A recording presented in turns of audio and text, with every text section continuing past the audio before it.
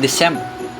It is the month awaited by many Filipinos as it is the month where a particular holiday happens. It is a holiday where many families get together, share, enjoy, and celebrate the love and appreciation they have with each other. For most, it is important as it marks a new beginning through the birth of Jesus Christ. However, with the pandemic the Philippines currently have, can Filipinos really celebrate this holiday the same as before? Good morning, ladies and gentlemen. We are Group 12 of E12A. And our concept paper that we are going to present is entitled Christmas Tradition Blighted by the Pandemic, a study about finding ways for the Filipinos to connect, celebrate, and reflect amid a pandemic. Every year, as December approaches, many countries in the world celebrate the sacred religious holiday in a worldwide cultural and commercial phenomenon, the Christmas holiday. The Philippines is one of these countries that celebrate this holiday. This is due to the fact that Philippines has Christianity as its national religion. However, this year, most parts of the world, including the Philippines, was ravaged by a dangerous virus called the COVID-19. It is a virus which has a high transmission rate. This means that the virus can spread quickly, especially on crowded places.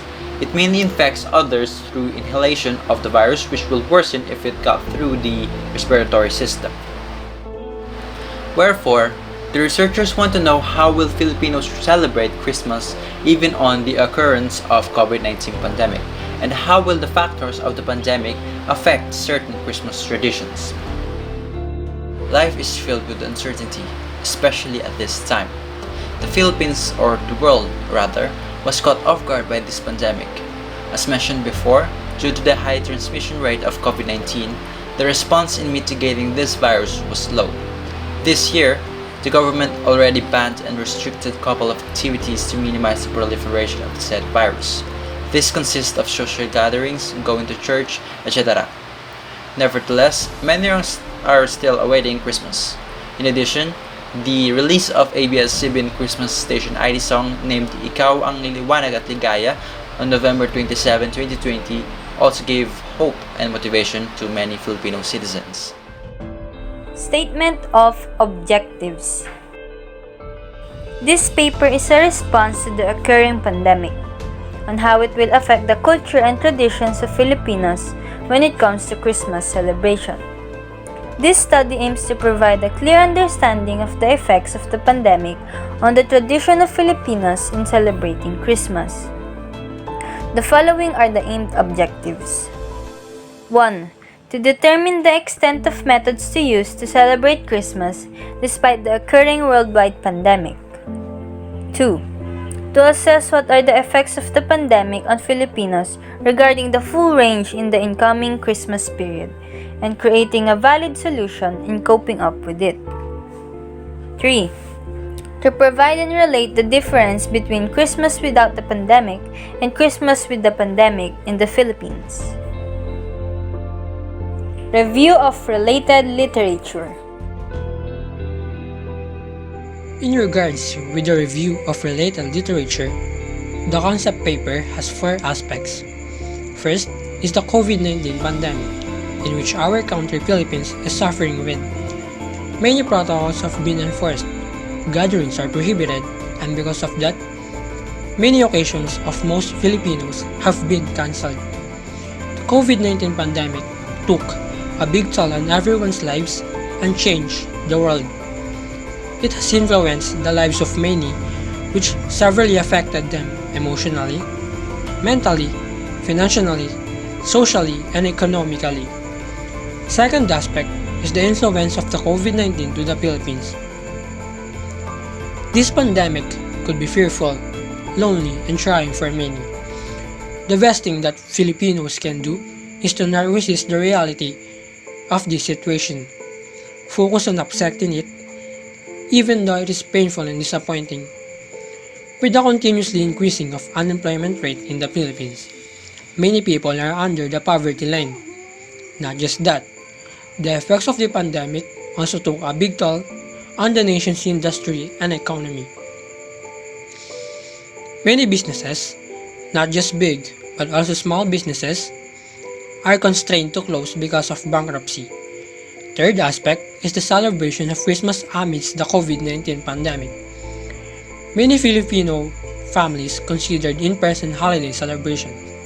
But then again, because of the pandemic, we need to keep in mind that physical interactions would be dangerous, not just to ourselves, but also to our family members. As Filipinos cope with mental exhaustion because of extended loneliness, deprivation of employment and income, and loss of loved ones for others, the decision to cancel Christmas merrymaking arises. People are fearful of acquiring the virus, and the pandemic has unexpectedly altered people's everyday lives as activities are limited. The last aspect is coping with the COVID-19 during Christmas.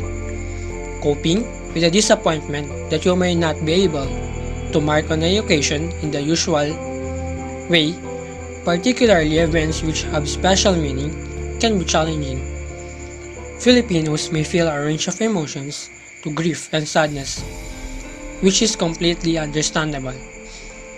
Accepting the reality of our situation without holding on to the hope that maybe things will return to normal in time can help. If Filipinos reduce the gap between their expectations of the perfect holiday and the reality of what's possible, they can plan how to balance safety and celebration. If COVID-19 taught us anything, it's to cherish the little things in life. With an uncertain future looming ahead of us, it's more important now than ever to be grateful for our day-to-day lives. Research methodology. This chapter introduces the research design, research sampling, research instrument, evaluation of instrument, and the data gathering procedures that will be used in the paper. This study will discover how the impact of COVID-19 pandemic affected the Filipinos in celebrating Christmas. Research design. This study fundamentally used qualitative measures by analyzing and reviewing research papers and works to acquire the required principles. The research designs used are descriptive research design and phenomenology research design. As a descriptive and phenomenology design of research, it involved obtaining information concerning the current status of how this COVID-19 pandemic affects the lives of Filipinos, together with their values, and to describe what exists concerning the required variables and conditions in a certain situation. It also involved the collection of data through the use of surveys. This type of qualitative research design results in gathering relevant information and will guide the researchers to meet their respective needs. This will assist in understanding the effectiveness of celebrating Christmas even in a pandemic. Research sampling. Purposive sampling will be used as a sampling method in the research. This sampling method involves the researcher using their judgment to select a sample that will be the most useful to get the information needed in the research. Description of the respondents.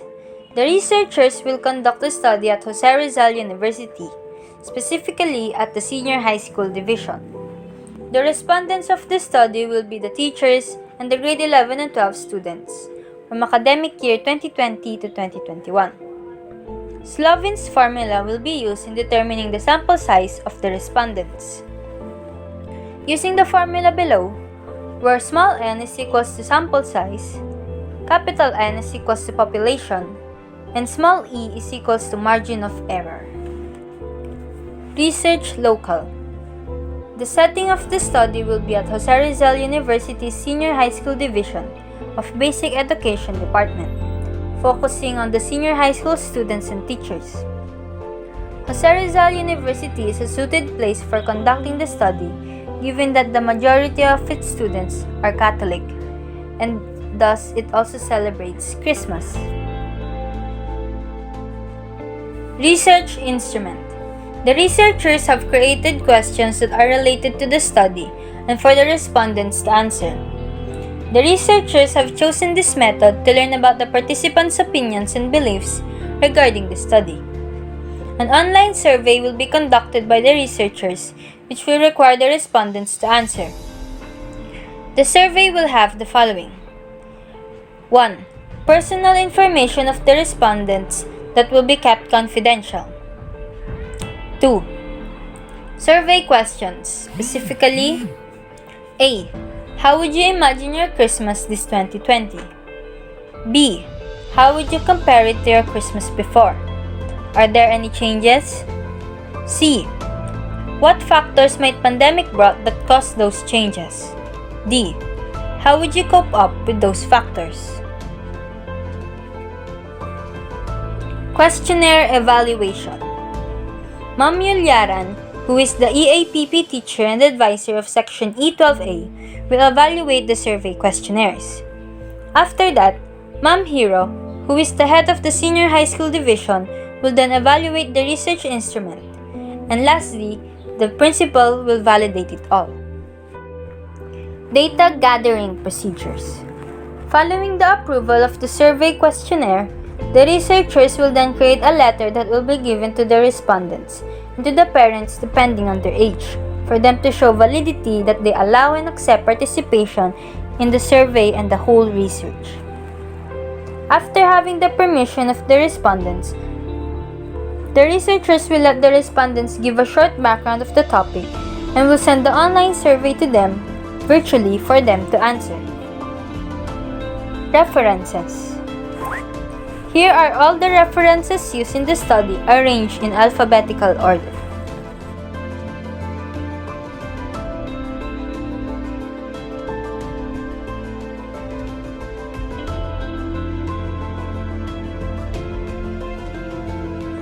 Guide questions. What is the main purpose of your presentation? What is your motivation for doing the paper?